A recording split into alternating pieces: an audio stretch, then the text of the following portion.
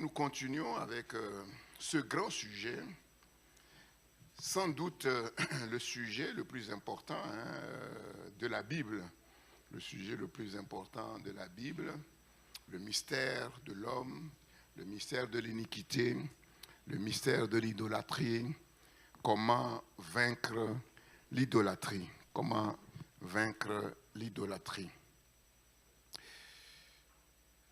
Ça va nous amener encore un peu pendant plusieurs dimanches, car il reste encore pas mal de choses à dire. Nous allons ouvrir la parole de Dieu et en introduction, nous allons revenir sur Jonas. Nous étions revenus sur Jacob et aujourd'hui nous allons revenir sur Jonas, donc rafraîchir la mémoire par rapport à tout ce qui a été donné et ensuite aller un peu plus loin pour arriver à la fin. Par la grâce de Dieu, j'espère que d'ici la fin de l'année, je pourrai arriver à la fin. Sinon, bon, c'est pas grave, hein, c'est pas la course, quoi, en fait. C'est pas la course. Comme vous avez vu, il y a des parenthèses que j'ai ouvertes il y a plusieurs années. Je suis revenu pour la fermer. La parole de Dieu est toujours d'actualité. Que Dieu soit béni. Jonas chapitre 4. Jonas chapitre 4. Et je vais commencer à lire à partir de Jonas 3, verset 10, pour un peu bien comprendre la suite. Jonas chapitre 4, ou plutôt chapitre 3, à partir du verset 10. Donc pour retracer un peu le contexte, Dieu a envoyé Jonas pour faire un travail missionnaire et qui ne convenait pas du tout à Jonas, qui a préféré prendre la tangente. Dieu l'a ramené dans le cadre et Jonas, à contre-cœur, a été obligé de livrer un message qu'il ne voulait pas livrer. Et ce message qui va entraîner un bouleversement à Ninive. Et Dieu va changer son plan et nous allons voir que Jonas n'est pas content du tout.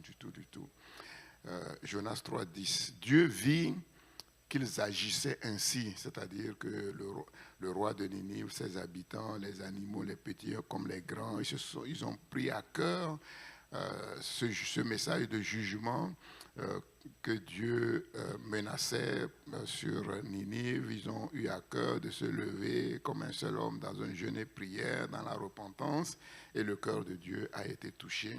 Dieu vit qu'ils agissaient ainsi et qu'ils revenaient de leur mauvaise voie. Donc nous comprenons que ce que Dieu veut, ce n'est pas de condamner, même quand Dieu envoie un jugement, c'est pour que l'être humain prenne conscience effectivement de la voie mauvaise dans laquelle il est, pour changer de voie. Ce n'est pas pour tuer, c'est pour donner la vie. Alors Dieu se repentit du mal qu'il avait résolu de leur faire et il ne le fit pas. Donc on aurait pu s'attendre que le missionnaire, l'évangéliste devrait se frotter les mains, être heureux, le plus heureux, parce que son message... Non. C'est exactement le contraire. Cela déplut fort à Jonas et il fut irrité. Il implora l'Éternel et il dit, « Ah, Éternel, n'est-ce pas ce que je disais quand j'étais encore dans mon pays ?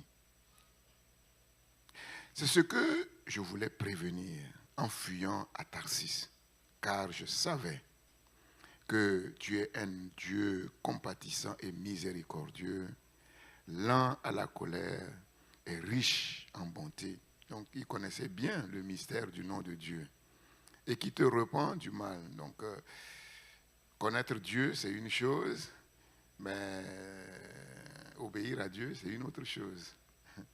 Bon, ceux qui disent que si le Seigneur vient se révéler chez moi, là, je vais changer. Ah non, c'est faux. Tu peux connaître Dieu et ne pas changer. Il connaissait bien le mystère du nom de l'Éternel, mais il n'était pas d'accord.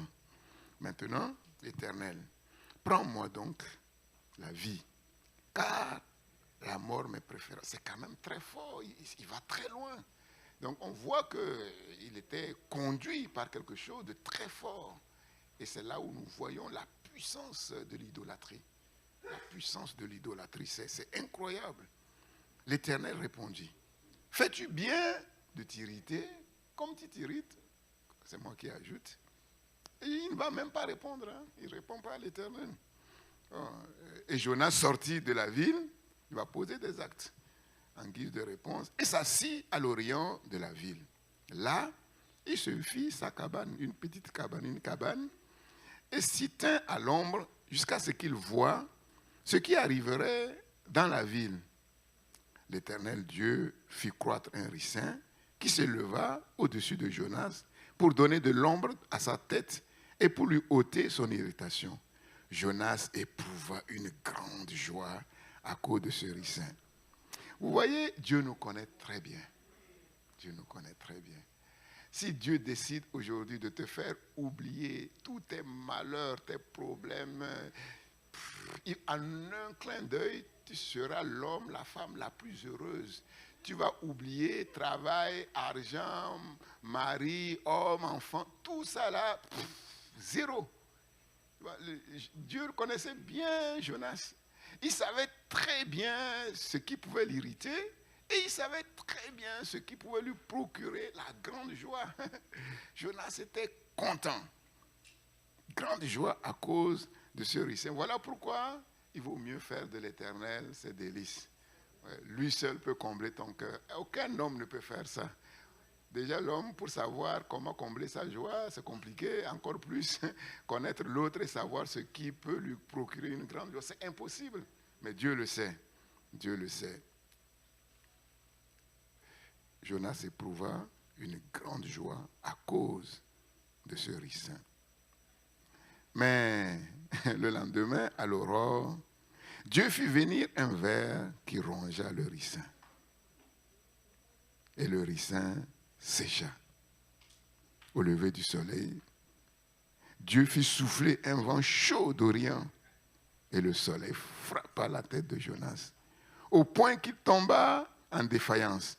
Bon, il aurait pu dire, ok, c'est bien, je veux mourir, donc je suis maintenant sur le chemin. Il demanda la mort et dit, la mort m'est préférable à la vie. Dieu dit à Jonas, fais-tu bien de t'irriter à cause du ricin? Il répondit, je fais bien de m'irriter jusqu'à la mort. Waouh! Combien nous pouvons être têtus. Lisons au-delà de Jonas. Hein? Ah oui, je vous ai dit, quand on lit l'histoire de Jacob, on dit Jacob, là, c'est un tordu. On se retrouve tous en Jacob d'une manière ou d'une autre. De cette même manière, on se retrouve tous en Jonas. Si Dieu nous envoie à chacun maintenant son petit ricin là, qui nous fait rentrer, bondir de joie, et que le lendemain, il pique ce ricin, personne ne sera content ici. Sauf ceux qui ont déjà été délivrés. Voilà, ceux qui ont déjà été délivrés. Fais-tu bien de t'irriter à cause de ce ricin? Il répondit, je fais bien de m'irriter jusqu'à la mort. Et l'Éternel dit, bon, j'aime bien Jonas. Normalement, c'est comme ça que nous devons être avec le Seigneur. Je vous ai déjà dit, hein? Je vous ai déjà dit. C'est l'hypocrisie qui empêche le Seigneur d'agir. Hein? On sait que si on répond comme ça, c'est pas bon. Et donc, comme on sait que c'est pas bon, on ne répond pas comme ça, alors que ce n'est pas comme ça qu'on devait répondre. Là, on ferme la porte à sa délivrance. Ce sont s'approcher du Seigneur avec un cœur sincère. Un cœur sincère. Là où la parole de Dieu, la semence porte du fruit, c'est une terre arable, une terre sincère. Une terre sincère. Si on est hypocrite, si on prend les allures de sainteté ou de sanctification, Dieu ne peut rien faire pour nous. Ah oui, je vous le dis, Dieu ne peut rien faire pour nous. Il vaut mieux être tel qu'on est, dire les choses telles qu'elles se passent dans notre cœur, que notre cœur s'aligne avec notre bouche, sinon Dieu ne peut rien faire. Dieu ne peut rien faire.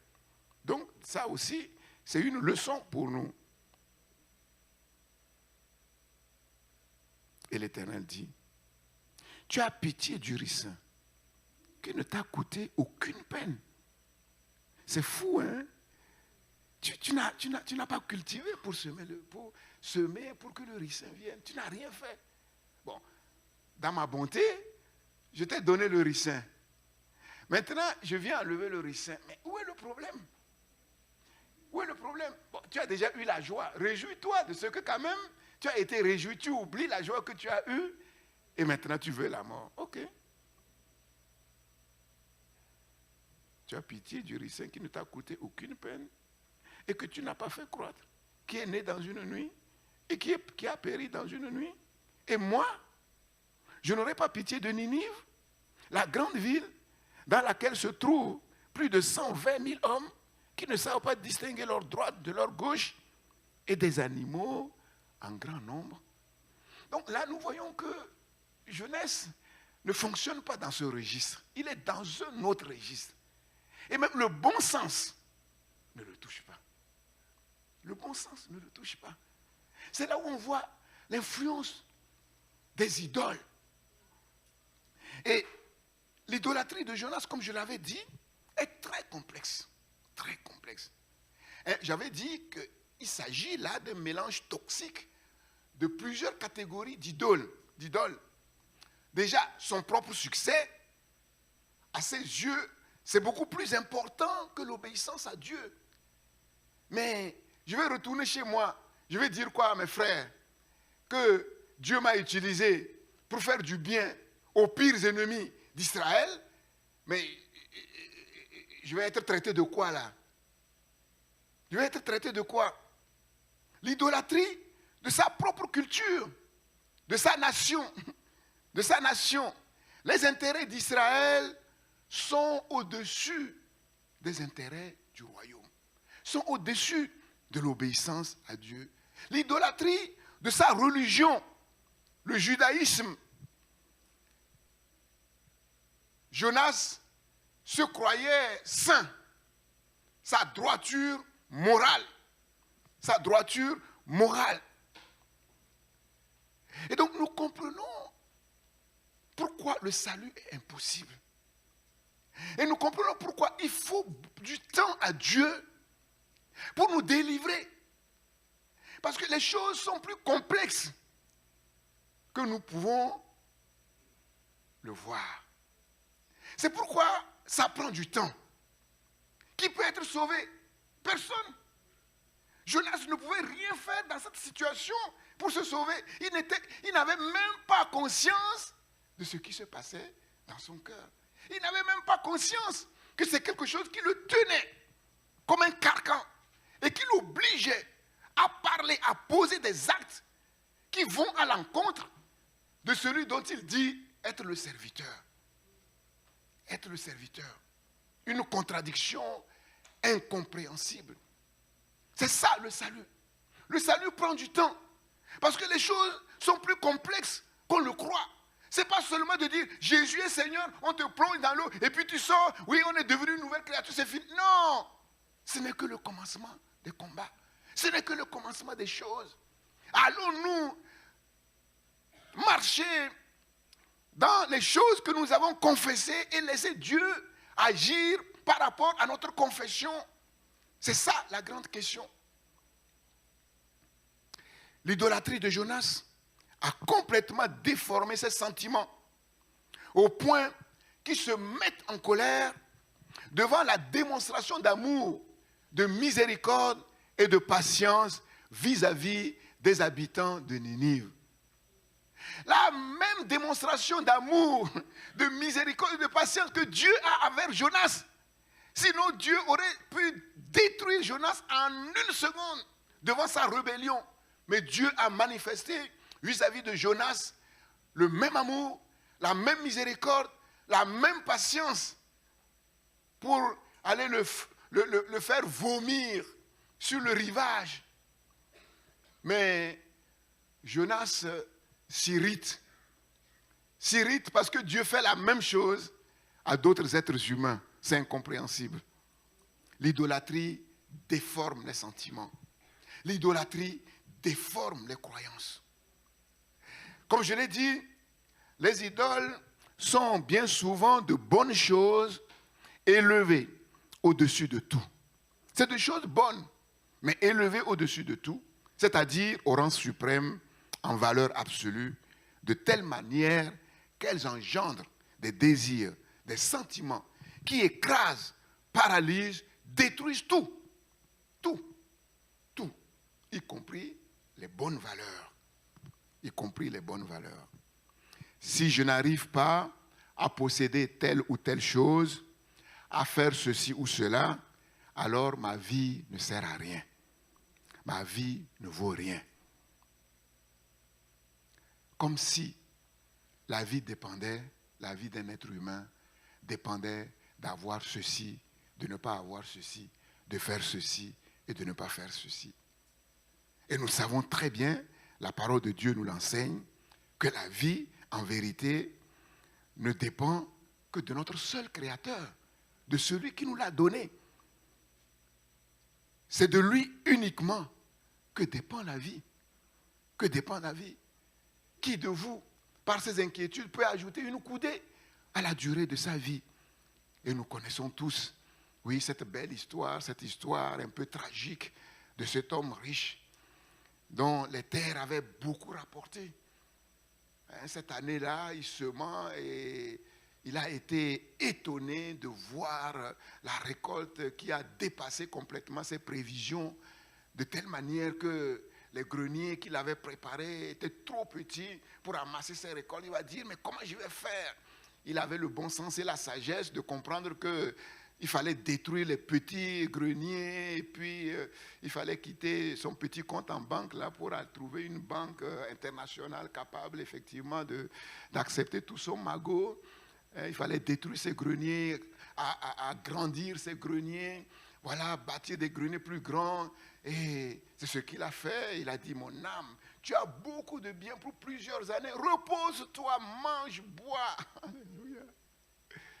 Et il entend cette voix tragique. Oui, cette nuit même insensée, cette nuit même, ton âme te sera redemandée. Et tout ce que tu as amassé, pour qui cela sera? Pour qui cela sera? Il en est de même pour tous ceux qui amassent des trésors pour eux-mêmes et qui ne sont pas riches pour Dieu. Notre vie ne dépend pas de faire ou de ne pas faire, d'avoir ou de ne pas avoir. Et nous devons bien le comprendre. Les idoles nous contraignent, nous font croire que si nous n'arrivons pas à nos fins sur la terre, si nous n'arrivons pas à avoir ceci, si je n'arrive pas à me marier, si je n'arrive pas à avoir un enfant, si je n'arrive pas à avoir mes papiers, je ne suis rien, la vie ne sert à rien. La vie, c'est faux. C'est faux. C'est faux. La vie d'un homme ne dépend pas de ses biens, ne dépend pas de ses avoirs, quand bien même il serait dans l'abondance.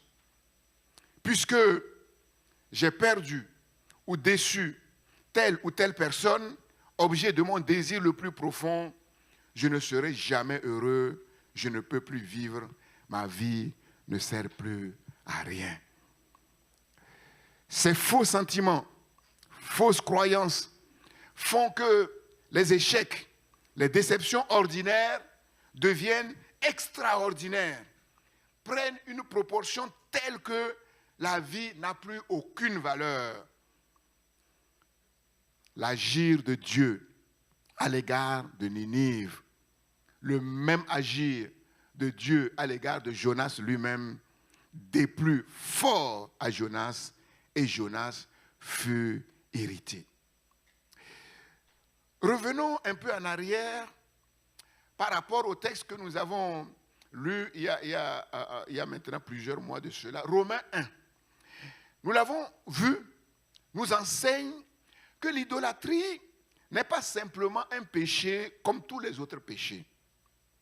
Mais l'idolâtrie, c'est la racine même de tous les péchés, de tous les problèmes qui minent le cœur de l'homme, tout ce qui fait que le cœur humain est corrompu, tortueux, trouve sa source dans l'idolâtrie. Dans Romains 1, Paul dresse la liste des péchés dans le monde et nous voyons que c'est de cette liste que découle toute la misère humaine, tous les malheurs sur la terre, les tragédies dans le monde. Nous allons le lire, comme ça va nous rafraîchir la mémoire. Romains chapitre 1. Romains chapitre 1, verset 18.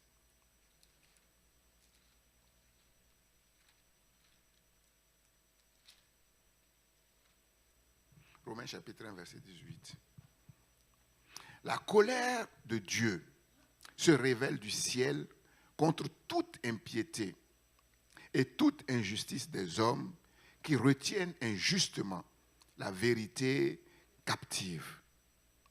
Car ce qu'on peut connaître de Dieu est manifeste pour eux. Donc c'est ce que je disais tout à l'heure.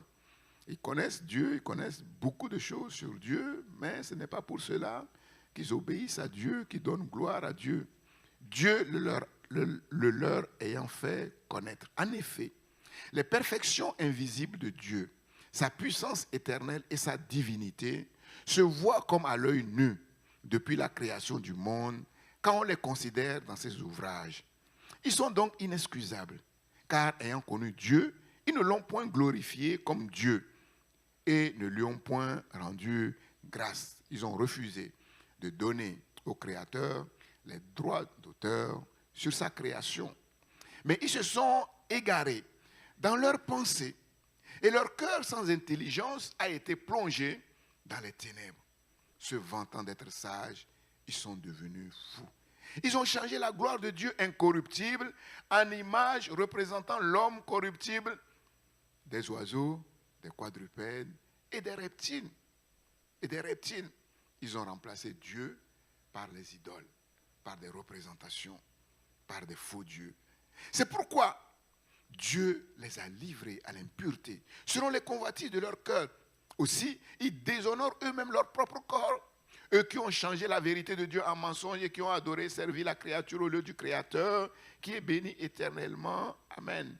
C'est pourquoi Dieu les a livrés à des passions infâmes, car leurs femmes ont changé l'usage naturel de celui qui est contre nature, et de même les hommes, abandonnant l'usage naturel de la femme, se sont enflammés dans leurs désirs les uns pour les autres, commettant hommes avec hommes des choses infâmes, et recevant en eux-mêmes le salaire que méritait leur égarement.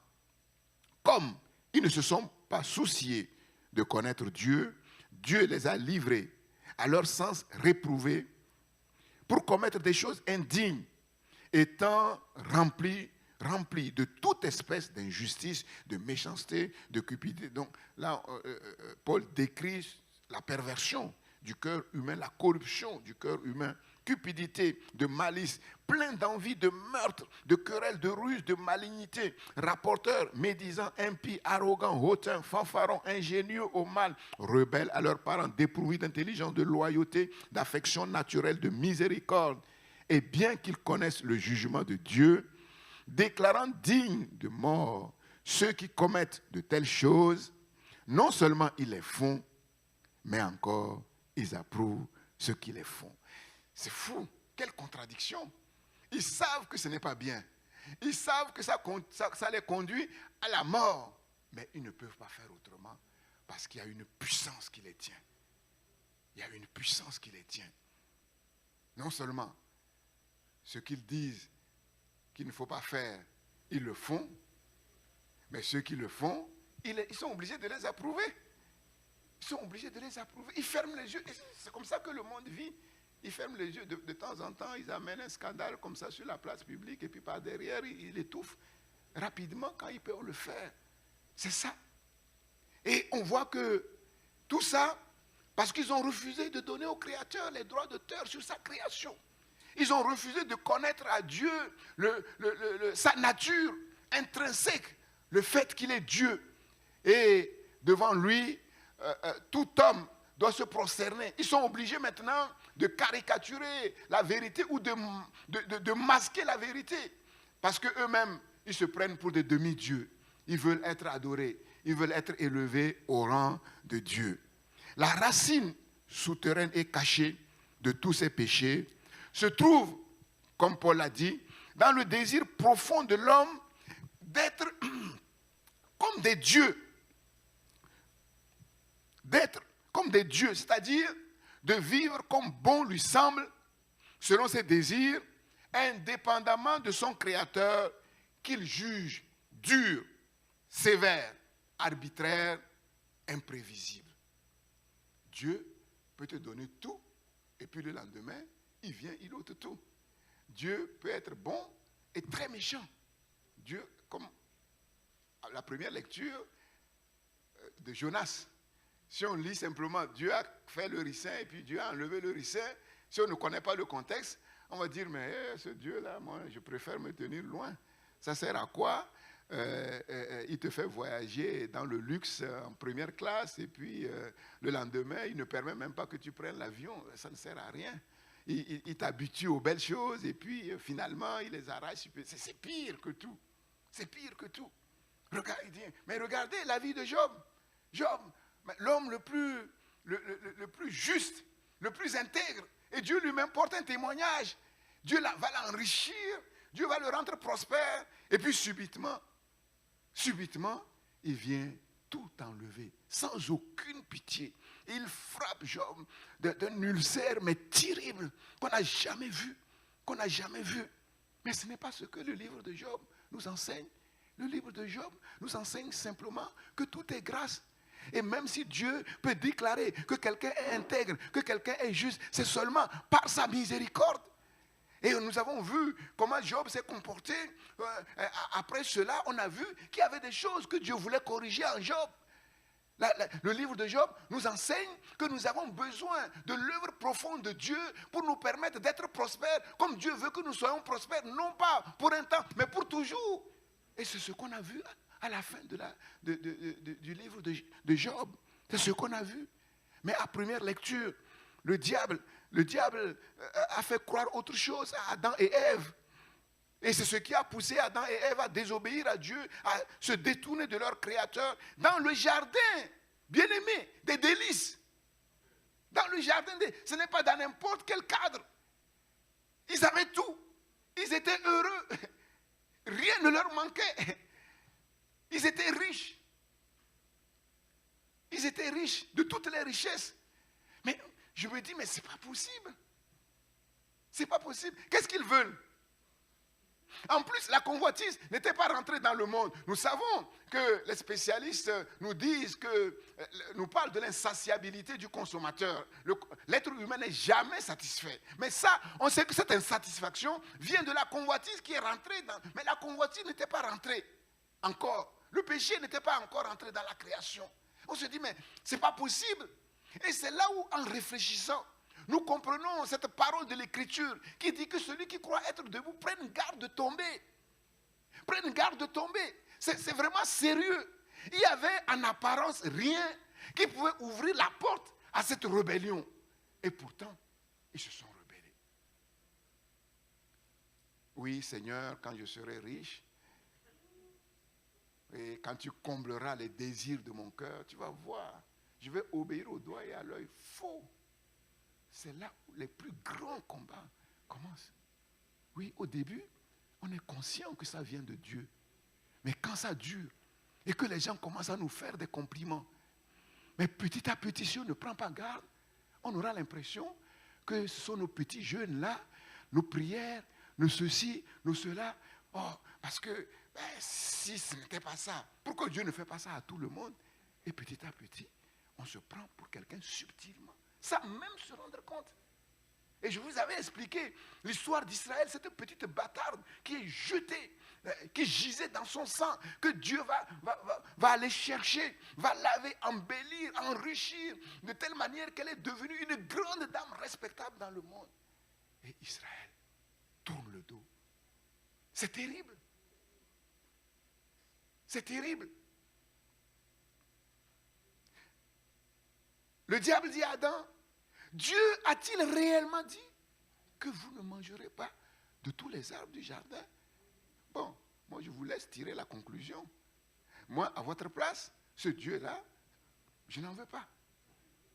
Je n'en veux pas. Il crée tout ça et il dit ne touche pas. Mais pourquoi il a créé alors? Donc vous voyez, je vous dis, et ce n'est que le commencement. Si vous le suivez, vous ne savez pas où vous allez arriver, vous ne savez. Et c'est la même histoire d'Israël. Ils sont sortis, ils se sont dit, mais là c'est glorieux, c'est magnifique, on va faire la fête. Mais les choses ne se sont pas passées ainsi. Dieu a-t-il réellement dit?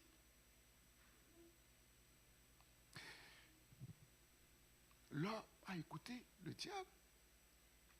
Mais très vite, il prend la mesure de la gravité de la chose, de la tragédie de la chose. Il comprend, après avoir désobéi, qu'il ne pourra jamais être comme Dieu. Il se cache. Il essaie de trouver les moyens de se cacher, mais ça ne marche pas. Alors, quelle est la solution? Se créer lui-même ses propres dieux. Comme ça, ses propres dieux, qui sont à sa propre image, qui lui ressemblent, seront à son service, au service de ses désirs. Au service de ses désirs. Et ce fut, dès l'origine de la création, le choix d'Adam et Ève. Puisque le diable va leur dire, non, par contre, si vous m'écoutez, voilà l'offre extraordinaire, mais vous serez affranchis. Vous serez comme des dieux. Vous serez comme Dieu. Vous serez comme Dieu. Dès l'origine de la création, le choix d'Ève et d'Adam. Et plus tard, le même choix sera fait par Israël, le peuple élu. Nous connaissons l'épisode, Exode 32, 1, je le lis rapidement pour vous.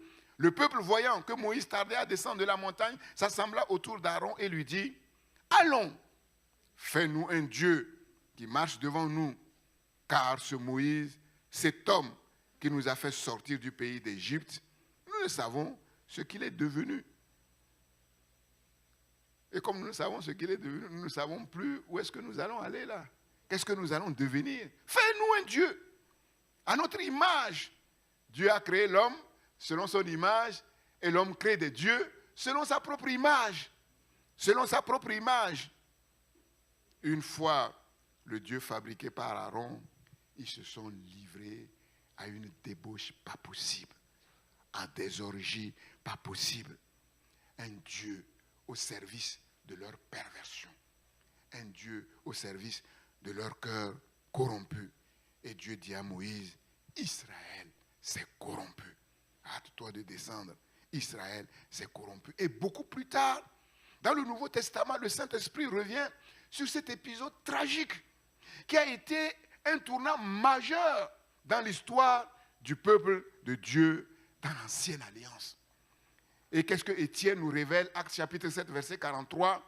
Étienne dit, en les apostrophant, « Vous avez porté la tente de Moloch et l'étoile du Dieu Renfant, ces images que vous avez faites pour les adorer. » Le Dieu Renfant, j'ai essayé de chercher, on ne sait pas trop vraiment ce que c'est. Aussi, vous transporterai-je au-delà de Babylone. C'est là que Dieu a décidé que Israël allait être déporté en exil à Babylone. Donc nous voyons, c'était tragique. Et nous comprenons que l'idolâtrie est à l'origine de toutes les mauvaises actions humaines. L'idolâtrie est à l'origine de toutes les perversions humaines.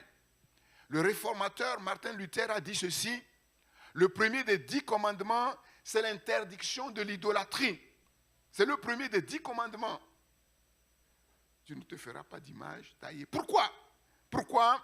Parce que c'est l'idolâtrie qui conduit à violer tous les autres commandements. C'est l'idolâtrie qui conduit à violer tous les autres commandements. Pour quelle raison l'être humain a du mal à faire entièrement confiance en Dieu? Pour quelle raison l'être humain a du mal à aimer Dieu de tout son cœur et à obéir à Dieu? Pour quelle raison? C'est parce que pour lui, il y a quelque chose qu'il juge au moins aussi important pour son bonheur que Dieu. Même si ce n'est pas visible, même s'il n'est pas conscient, c'est ça.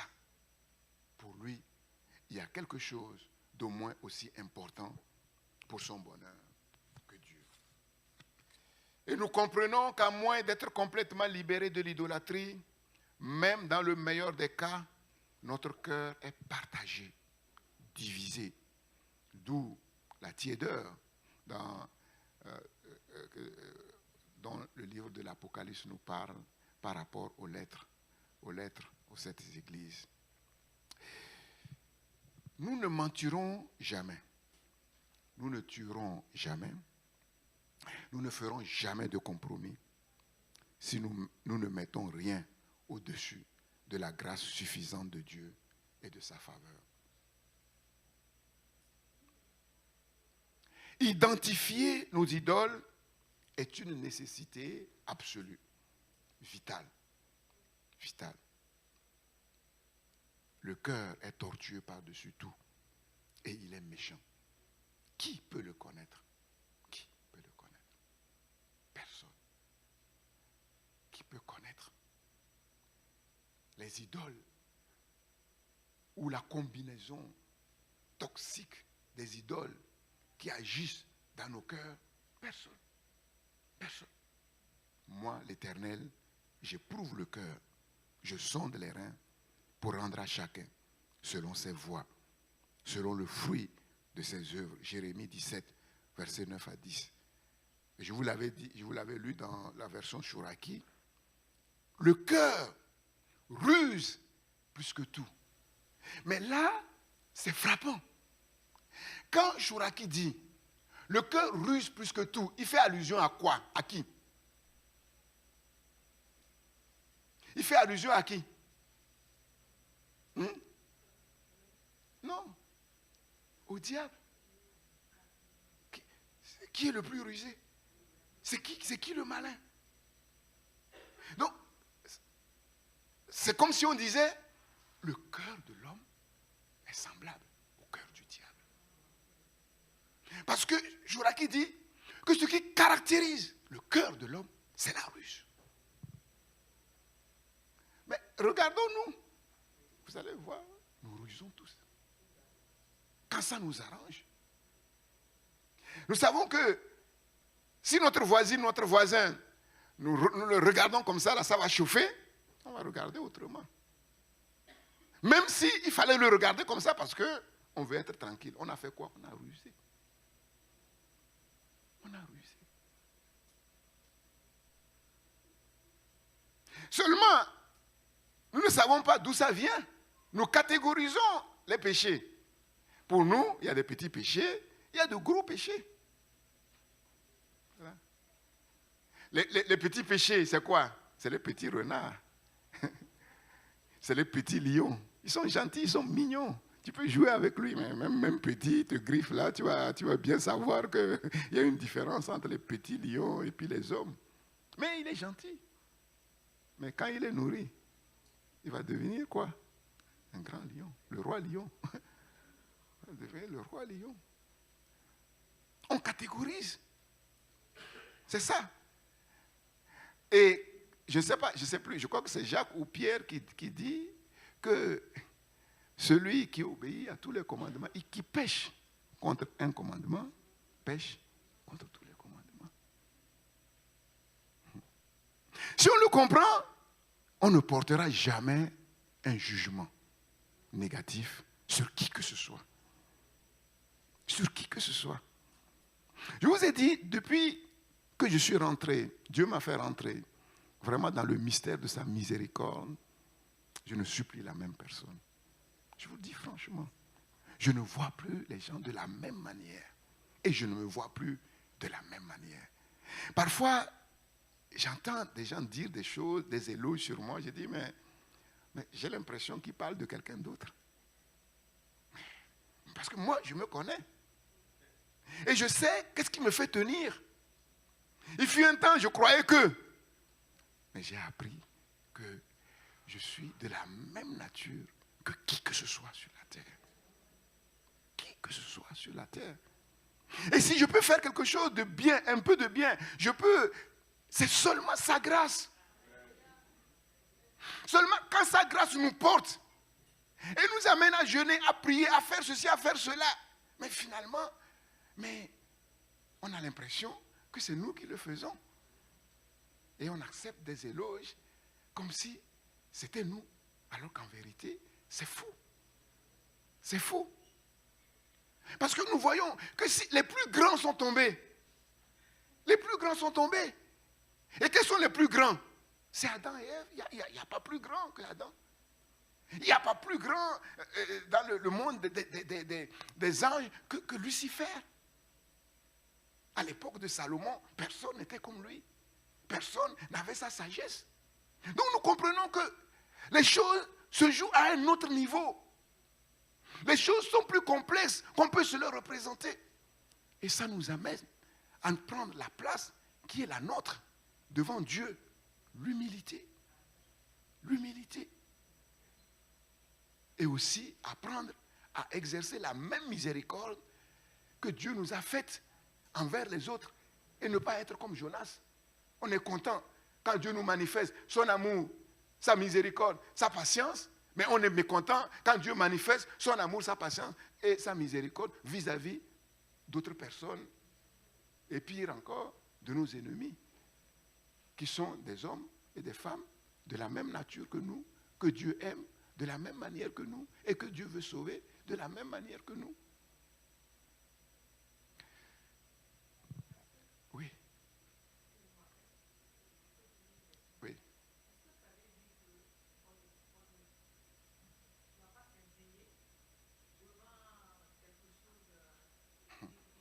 Non. Non. Non. Parce que si tu t'es déjà indigné sur toi-même, tu ne peux pas t'indigner sur les autres. Tu ne peux pas. En fait, quand je vois, normalement, quand tu dois t'indigner, même devant quelque chose qui n'est pas bon au regard de Dieu, tu ne vas pas t'indigner vis-à-vis de la personne, mais c'est de toi-même. D'abord.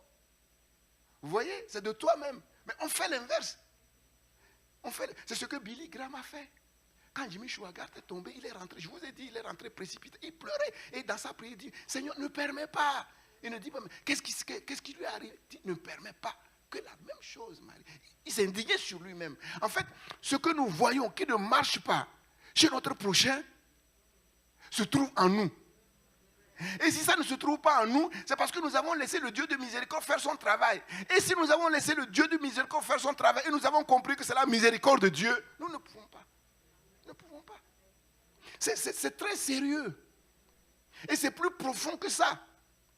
Tu vois, Jésus a dit, si vous savez ce que signifie, je prends plaisir à la miséricorde, vous n'aurez pas condamné des innocents. Pourtant, ce n'est pas des innocents qui ont été condamnés, c'est des adultères, c'est des violeurs qui ont été condamnés. On ne pouvait pas en Israël condamner un innocent. C'est des gens qui ont fait quelque chose. Mais Dieu dit, en fait, au regard de votre péché à vous, mais c'est des innocents. Un peu comme il dit, tu ne vois pas la poutre qui est dans ton œil et tu vois la brindille. C'est ça. Donc c'est sérieux. Donc quand ça ne va pas, je pleure sur moi-même. À chaque fois que je prépare les messages, c'est ce que je fais. Je dis Seigneur, aie pitié de nous. Aie pitié de l'humanité. Parce qu'on comprend quand on rentre dans le mystère des choses, que le cœur de l'homme, il est semblable. Il n'y a pas un cœur qui est différent de l'autre. Il n'y a pas un cœur qui est né en étant bon. Non. Non. Et nous comprenons qu'il doit y avoir une solidarité humaine. Nous sommes tous des frères et des sœurs, y compris avec les païens, y compris avec les adultes, y compris avec ceux qui... Nous sommes tous des frères et sœurs. Nous avons le même sang. Bien sûr, il y en a qui sont sauvés, il y en a qui ne sont pas sauvés. Mais si nous reconnaissons que nous sommes tous des frères et sœurs, ce n'est pas de les condamner, c'est de tout faire pour qu'ils soient sauvés. C'est la mission que nous avons à faire sur cette terre. Plutôt que de dire, mais c'est des sorciers, ils ne changeront jamais. Mais toi, souviens-toi de comment tu étais avant que Dieu vienne te chercher. Mais si tu étais bon, si tu pensais que tu n'étais pas comme eux, tu n'es pas sauvé. Je te dis franchement, tu ne peux pas te repentir ainsi. Quelqu'un qui ne reconnaît pas qu'il est profondément pécheur ne peut pas se repentir comme il faut. Si quelqu'un ne se repent pas comme lui, Dieu ne peut pas faire son... Il ne peut pas être sauvé. C'est pas possible. C'est pas possible. Le cœur. Oui, il faut s'indigner. En s'indignant d'abord, en pleurant d'abord sur soi-même. Parce que ce qui lui arrive aurait pu m'arriver. Et si ça ne m'arrive pas, c'est la grâce et la miséricorde de Dieu. Et je ne sais pas pourquoi Dieu m'a accordé cette grâce et cette miséricorde. Ce n'est pas parce que je suis meilleur que l'autre. C'est ça la réalité. Dieu dit à Moïse qu'il n'y a personne sur la terre qui soit aussi patient que lui. Et plus tard, Dieu le frappe à cause de son impatience. Pourquoi? Parce qu'il a cédé à l'impatience. Il a commencé à juger durement le peuple de Dieu. Rebelle que vous êtes, Dieu dit, mais souviens-toi de ma conversation avec toi. Et tout ce que j'ai fait pour que tu deviennes ce que tu es devenu. Et nous comprenons pourquoi Dieu dit que je fais grâce à ceux à qui je fais grâce et miséricorde. Ce n'est pas parce que Moïse est plus grand de par sa nature que qui que ce soit. Non, au contraire. Et c'est vrai que ceux que Dieu appelle pour faire de grandes choses, les idoles qui les tiennent sont encore plus complexes. Plus complexes. C'est pour ça les chefs. Vous regardez ceux qui dirigent, c'est des êtres complexes. Hein? Tu ne peux pas les cerner comme ça. C'est plus compliqué que ça.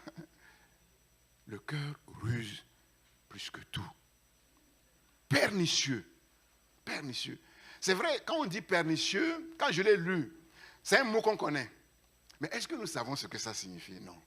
Quand je suis allé regarder dans les dictionnaires, j'ai dit, ouais, tous les synonymes qui ont été donnés, j'ai dit, mais ce n'est pas possible, je vais vous le lire. Pernicieux, ça veut dire dangereux, dommageable, fatal, funeste, insalubre, maléfique, malin, malsain, mauvais, mortel, nocif, nuisible, préjudiciable, toxique. Wow. Non, on comprend ce que Dieu dit. C'est ça qu'il y a dans le cœur naturel de tout être humain. De tout. Mais ceux qui ont des enfants, regardons nos enfants, on voit qu'ils manifestent déjà des trucs bizarres. Bizarres très tôt d'ailleurs, hein? Très tôt. Sans que personne leur a éduqué quoi que ce soit. Quoi que ce soit. Le cœur ruse plus que tout, pernicieux. Qui le pénètre? Moi, YHWH.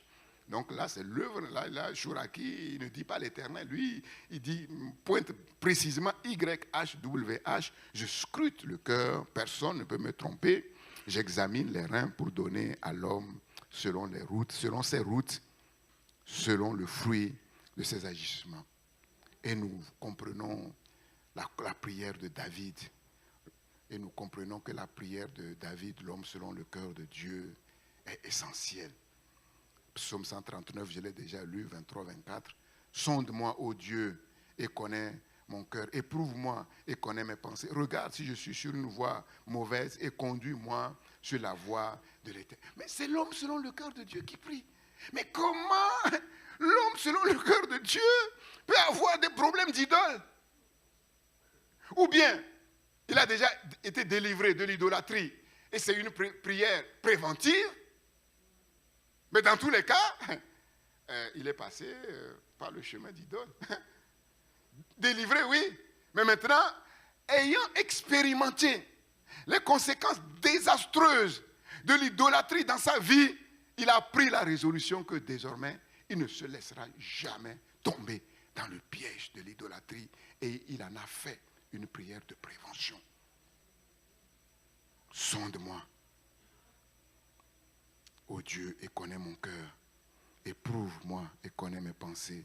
Regarde si je suis sur une mauvaise voie et conduis-moi sur la voie de l'idolâtrie. Et Choura qui dit, sonde-moi, elle, pénètre mon cœur. Elle, là, c'est toujours AYHWH.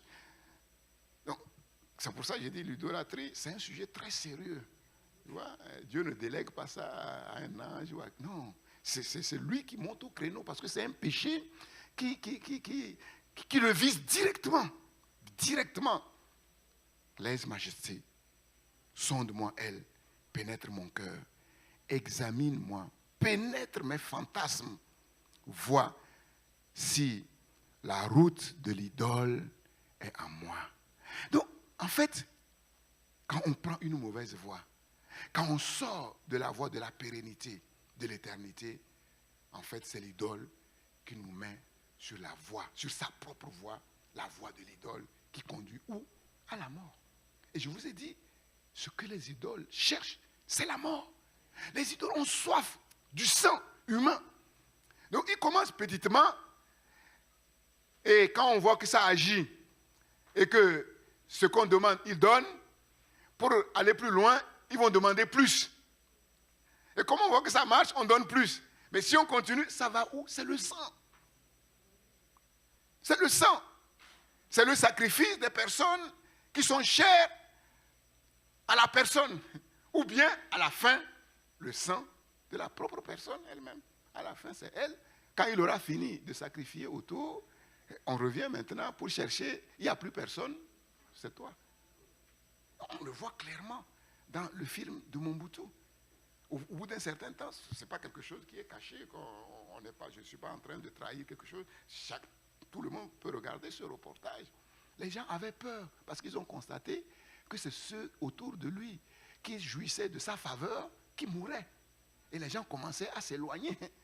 Et nous avons vu comment à la fin, il est mort comme ça, comme n'importe quelle autre personne, enterré en catimini, je crois, si je ne me trompe pas, au Maroc. C'est ça. Donc c'est sérieux. Ça nous fait trembler, mais nous restons debout parce que nous savons que notre Dieu nous aime et que sa miséricorde est à l'œuvre et qu'il va nous donner la victoire au nom de Jésus. On ne comprendra pas réellement comment fonctionne un être humain, comment fonctionne une société, si on n'identifie pas les idoles qui les influencent, qui les contrôlent. L'idolâtrie, ce n'est pas une simple adoration rituelle, mais bien plus. Ce n'est pas dire j'adore, oui, on entend seulement l'expression j'adore. Pourquoi on dit j'adore? Qu'est-ce qui fait qu'on dit que j'adore? C'est ça qu'il faut combattre. Ce n'est pas de dire aux gens ne dis plus j'adore. Ce n'est pas ça. Donc pour combattre l'idolâtrie, ce n'est pas au niveau de la forme. Il faut aller dans le fond. Tu vois, les idoles, ce n'est pas des représentations, mais c'est ce qui pousse à faire des représentations. Parce que les représentations en elles-mêmes ne sont rien. Elles ne sont rien. Voilà, c'est ça.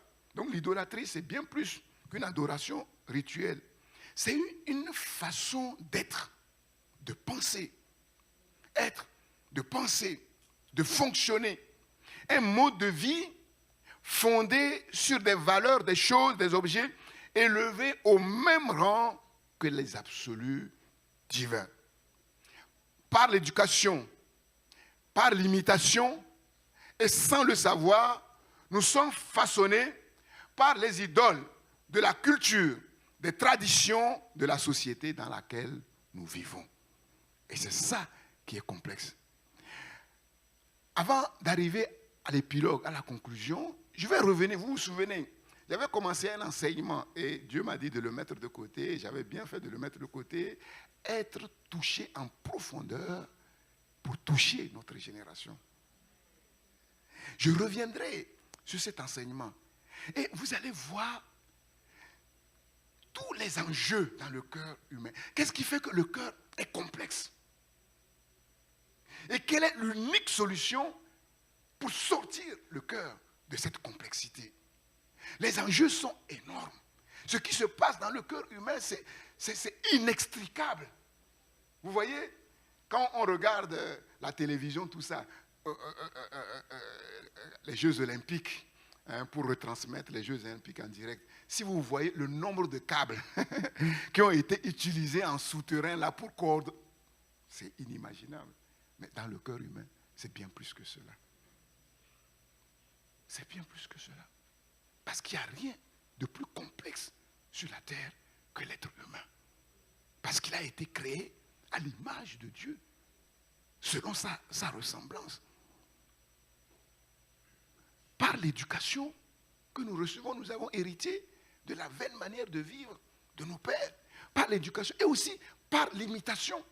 Parce que quand on est dans une société, ce qu'on regarde sur les réseaux sociaux, ça a une influence sur nous. Ça a forcément une influence sur nous. Parce que si tu te mets aujourd'hui, la mode a changé. On est en train de glisser du serré vers le lâcher, vers le... Bon. J'espère que vous n'avez pas tout taillé, que vous avez gardé. Sinon, il faut encore... c'est un jeu, quoi, en fait. Voilà, c'est un jeu. Il fut un temps, la mode, c'était ample, la plus c'était large, mieux c'était beau. Et subitement, c'est serré. Quand c'était ample, ceux qui s'habillaient serré, on les regardait bizarrement. Et pour éviter d'être regardé bizarrement, ou bien tu trouves ta mode un compromis entre les deux. Sinon, tu finis par faire. Nous tous, nous faisons comme ça. Personne ne peut dire qu'il n'a jamais été sensible à la mode. C'est impossible. C'est impossible. Dans ce cas, il faut s'habiller. On va s'habiller comme des juifs, là, comme Jésus, avec une robe, un peu comme le jeune frère, là. Il arrive avec une soutane, là, avec un bâton. On dit, mais avec une robe, avec une corde qu'il a attaché. Tu vas où? Il dit, mais je vais évangéliser comme Jésus. L'évangélisation, ce n'est pas s'habiller comme Jésus. Ce n'est pas ça, l'évangélisation. Donc, tu fais ça, personne ne t'écoutera. On va dire, tu es rigolo. Donc, d'une manière ou d'une autre, sans le savoir, on est influencé.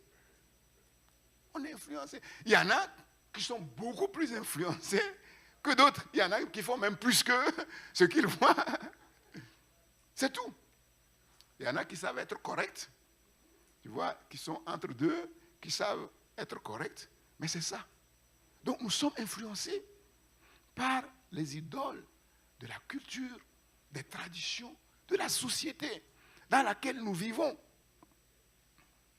Vous allez voir que ceux qui sont nés avec les portables et les réseaux sociaux, pour eux, portables, réseaux sociaux, mais c'est normal, c'est naturel, c'est comme si c'est dans la nature humaine, quoi, en fait. Mais dites-leur que c'est mauvais, mais ils disent, mais on ne voit pas de mal. Ils ne peuvent pas avoir de recul. Tu vois, ceux qui sont nés avant, qui ont vécu sans ces choses-là, et qui ont vu qu'on pouvait vivre sans ces choses, oui, eux, ils peuvent dire, ah, attention, mais les autres, c'est pas possible. On est né là-dedans, on est tombé là-dedans, comme on dit. On est tombé dans la marmite. Donc c'est sérieux. Et donc on comprend qu'on ne peut pas se détourner de ces idoles sans se détourner de la culture, des traditions, de la société produite par ces idoles. Par ces idoles.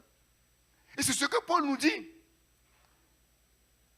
L'importance cruciale, capitale, de la conversion, de l'éducation divine. Le tout, ce n'est pas d'être converti. Le tout, ce n'est pas d'être né. On est né homme. Mais pour devenir homme, il faut l'éducation, il faut l'imitation. On est bien converti, né de nouveau. On est devenu enfant de Dieu. Pour devenir un vrai enfant de Dieu mature, il faut l'éducation, il faut l'imitation. Des exemples, des modèles. Sinon, ce n'est pas possible. Et Paul dit, ne vous conformez pas au siècle présent. Ne vous conformez pas. Et dans Parole vivante, Kuyen dit, ne vous coulez pas simplement dans le moule de tout le monde. Ne conformez pas votre vie aux principes qui régissent le siècle présent. Ne copiez pas les modes et les habitudes du jour, entre parenthèses, aveuglement. Laissez-vous plutôt transformer par le renouvellement de votre mentalité. Adoptez une attitude intérieure différente. Donnez à vos pensées une nouvelle orientation afin de pouvoir discerner ce que Dieu veut de nous. Ainsi, vous serez capable de reconnaître ce qui est bon à ses yeux, ce qui lui plaît et qui vous conduit à une réelle maturité. Romains, chapitre 12, versets 1 à 2. Donc là, Paul s'adresse aux chrétiens. Le tout, ce n'est pas d'être devenu enfant de Dieu. Le tout, ce n'est pas d'être né de nouveau. Ensuite, il y a tout un processus qui nous permet maintenant de nous mouler dans un autre moule. De nous mouler dans un autre moule. De nous conformer à d'autres principes, à d'autres manières d'être, de se comporter et d'agir. Et à défaut de cela, on pourrait être bien enfant de Dieu, mais et vivre selon les principes de ce monde, sans même se rendre compte. Sans même se rendre compte. Et si on est dans cette situation, on ne peut pas parvenir à la maturité spirituelle parce que, mais on n'a pas le discernement. On n'a pas le discernement. Dieu a ordonné à Israël de détruire, de brûler les idoles des nations, mais aussi de ne pas imiter la conduite et la pratique de ces peuples.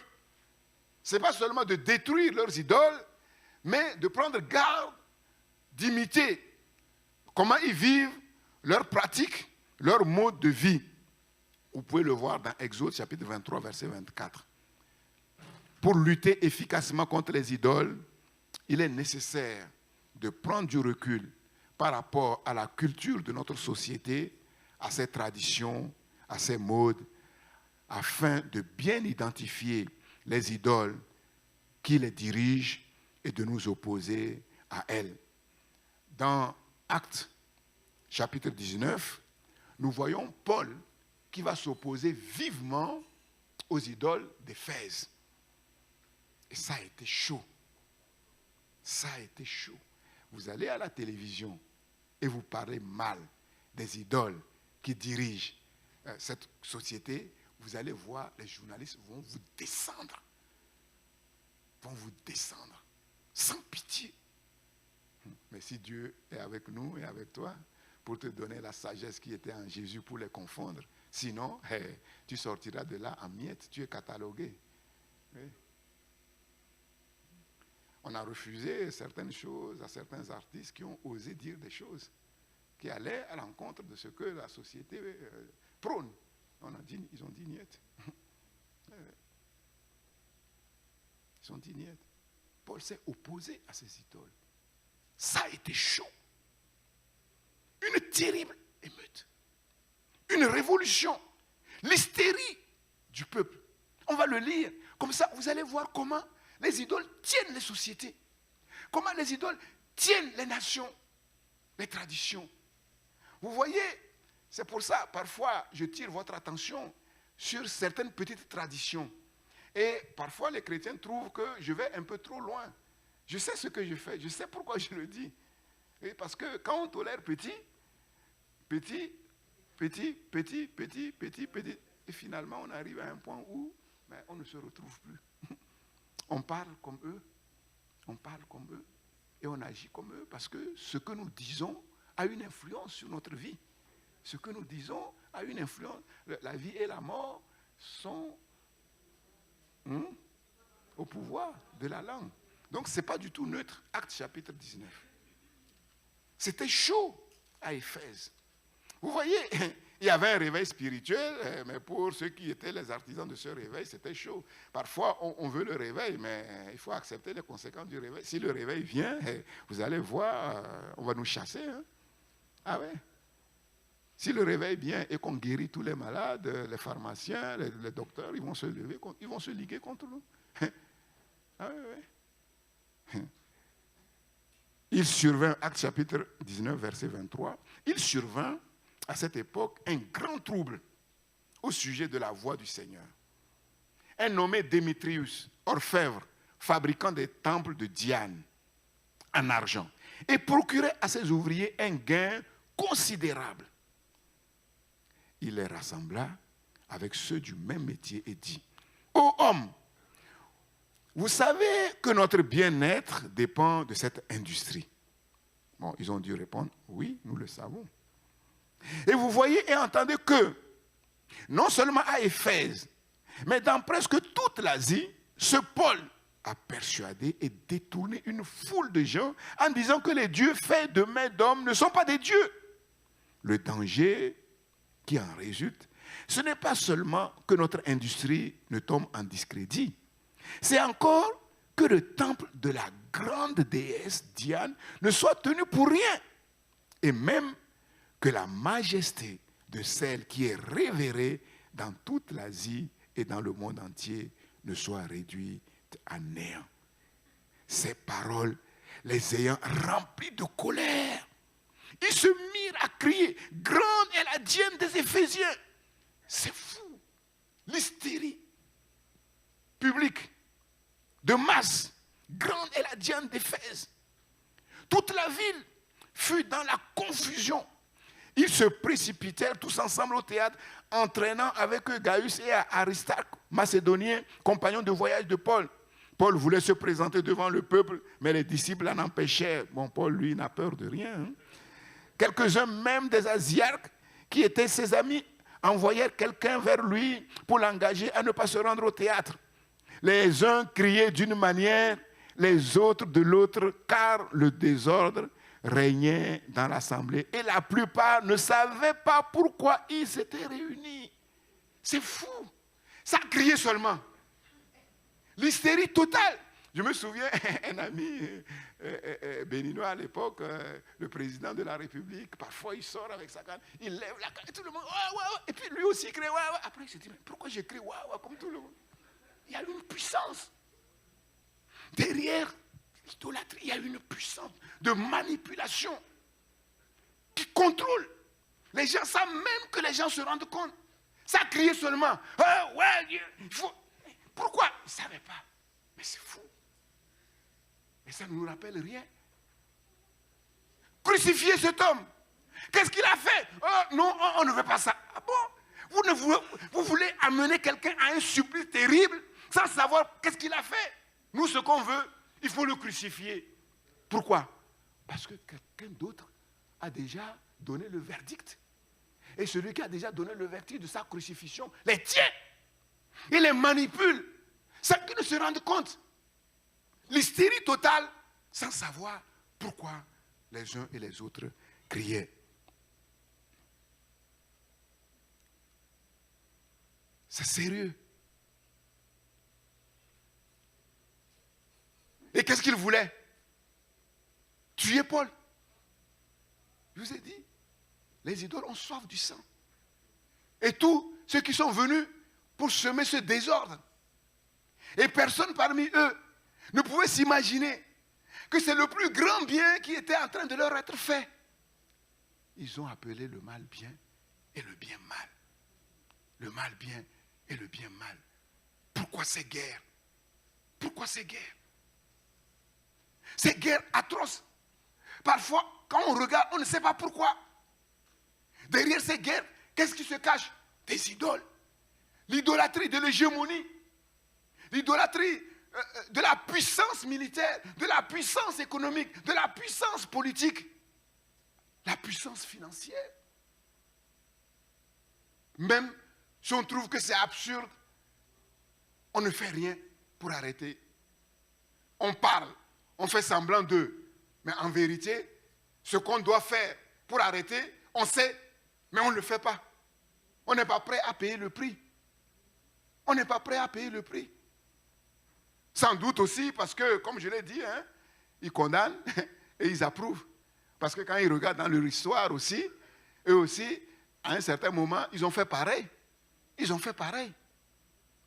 Et donc, il faut vraiment que ça atteigne des proportions pour que, et même ceux qui volent au secours, ils ne volent pas au secours simplement parce qu'ils ont pitié de ceux qui sont martyrisés. Non, ils volent au secours parce qu'ils sont mus aussi par leur intérêt économique. S'ils voient que leur intérêt n'est pas en jeu, que ce soit politique, et personne ne va bouger.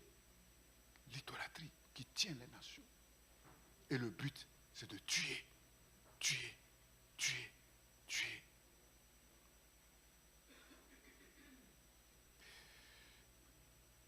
Nous devons apprendre comme Paul à mettre en lumière les idoles qui tiennent nos cultures, qui tiennent notre monde. Si nous voulons travailler de fond pour le salut et pour le bien des peuples des nations, ce n'est pas seulement d'aller avec de belles paroles, de manière souterraine. Il y a des puissances. Il y a des puissances qui les tiennent. Et je l'ai vu. Je l'ai vu. J'ai vu des personnes à qui j'ai essayé de manifester le bien pour les amener à prendre conscience en leur faisant croire que le bien que je suis en train de le faire, c'est Dieu qui m'a donné de le faire pour leur amener à prendre conscience que s'ils veulent eux-mêmes avoir ce bien, pour pouvoir le faire, qu'ils puissent connaître ce Dieu. Mais leur Dieu ne les intéresse pas. Ils prennent le bien. C'est tout. Donc il faut quelque chose d'autre. Et comme je l'ai dit précédemment, c'est rencontre de puissance. Et tout se passe de manière souterraine. Souterraine. Voilà pourquoi nous avons besoin, nous, d'être touchés de manière souterraine. Que Dieu fasse cette œuvre en profondeur dans nos cœurs, qu'il puisse déraciner tout ce qu'il doit déraciner. Et alors, il nous rendra capables et aptes d'aller au secours de ceux qui ont besoin d'être déracinés comme nous avons été déracinés. Afin de ne pas travailler en surface, mais travailler dans le fond par la puissance du Seigneur. Que le nom du Seigneur soit béni. Seigneur, nous nous inclinons devant toi, Seigneur. Tu nous donnes de prendre conscience des enjeux. Tu veux faire de nous des hommes, Seigneur. Non pas d'apparence, mais de fond. Seigneur,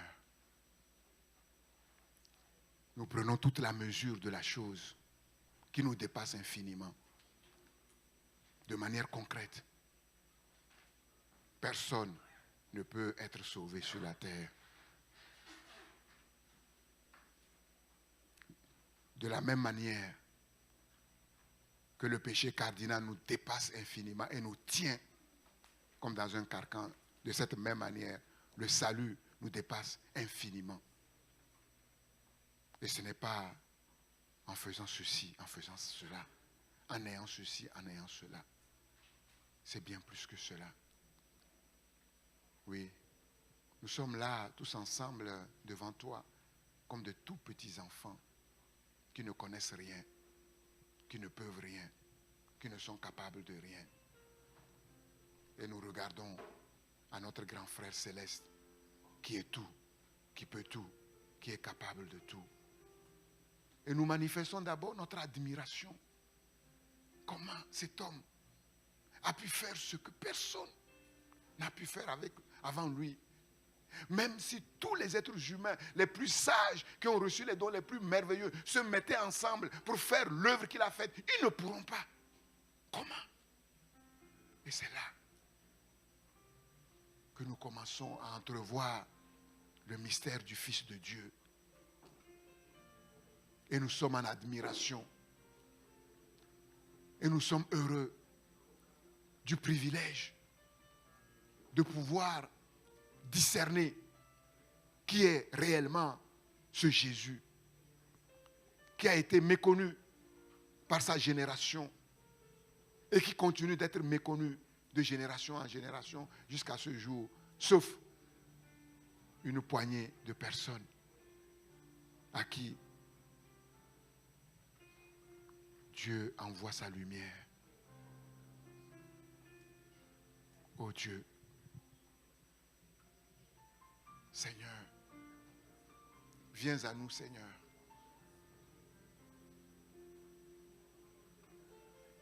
Être délivré de l'idolâtrie, ce n'est pas une question de résolution.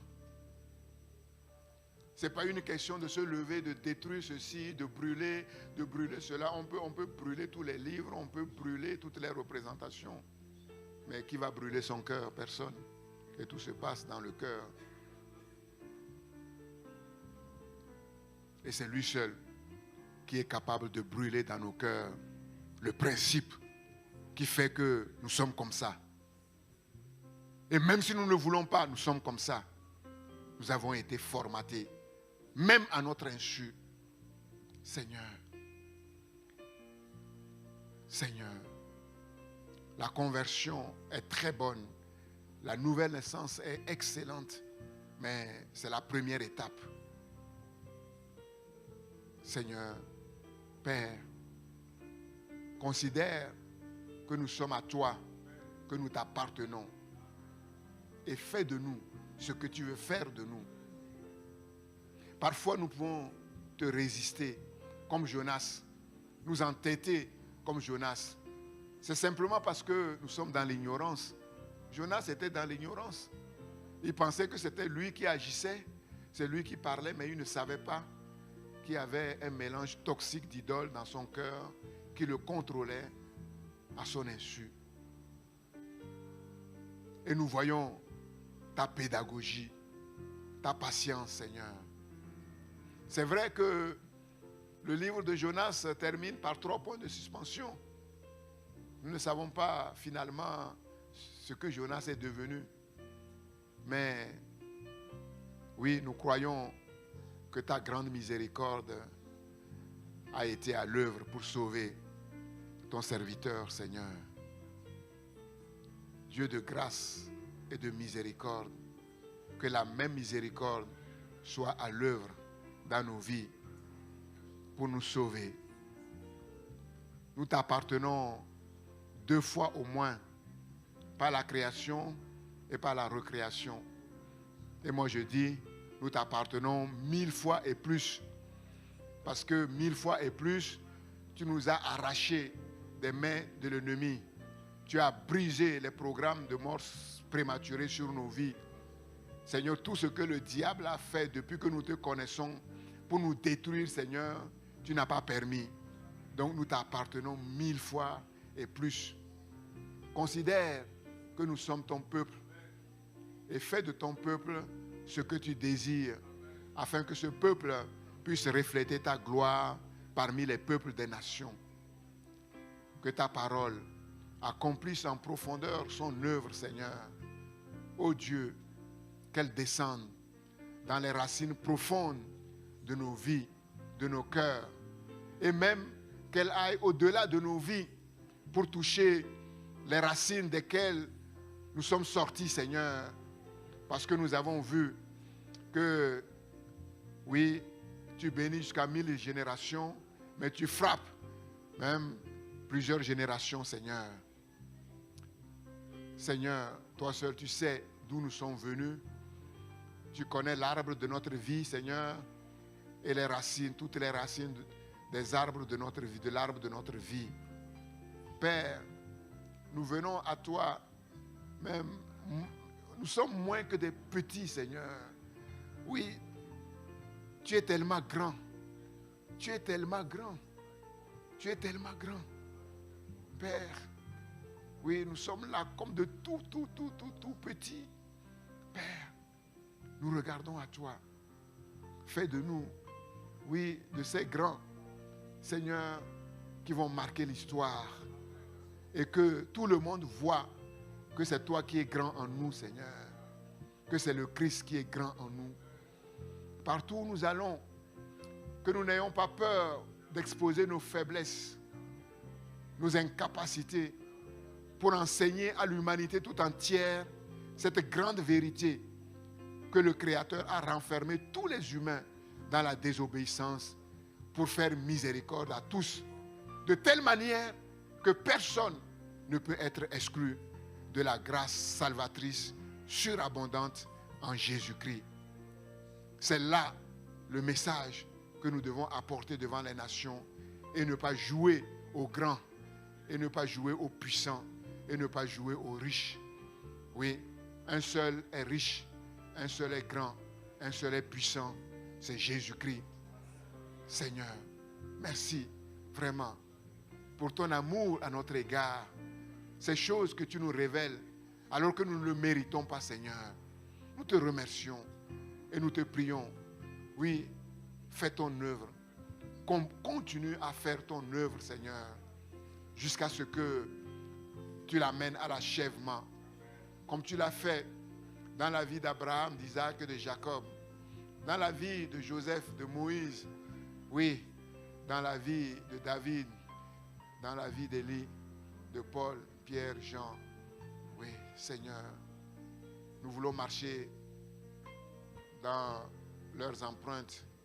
Nous voulons marcher, Seigneur, sur le chemin dans lequel tu les as conduits, Seigneur. Père, sois béni. Seigneur, oui, ces choses qui nous dépassent infiniment ne nous écrasent pas, mais nous sommes au contraire enthousiastes parce que notre Dieu est grand. Il est plus grand que ces choses, Seigneur. Et nous nous réjouissons à l'avance de l'œuvre que tu as accomplie et du privilège que tu nous as accordé d'être parmi ceux en qui tu agis, Seigneur, dans le monde. Quelle grâce, quelle miséricorde. À toi la gloire, la puissance et l'honneur, notre bon et tendre Père céleste. Au nom de Jésus-Christ, notre grand frère céleste. Aplanis la voie devant nous tout au long de cette semaine, Seigneur. Oui, nous mettons devant toi, Seigneur, le film de notre vie de cette semaine, Père, et que le Saint-Esprit balise le chemin, et que le Saint-Esprit nous protège, que le Saint-Esprit, oui, nous conduise, Seigneur, et nous donne à discerner tes voies, que le Saint-Esprit pourvoie à tous nos besoins. Oui, sois loué, sois remercié, sois glorifié, sois magnifié. Oui, que tout au long de cette semaine, nos cœurs soient remplis de reconnaissance et d'action de grâce, de louange à notre Dieu. Merci Seigneur, au nom de Jésus, notre Sauveur. Amen. Amen. Amen.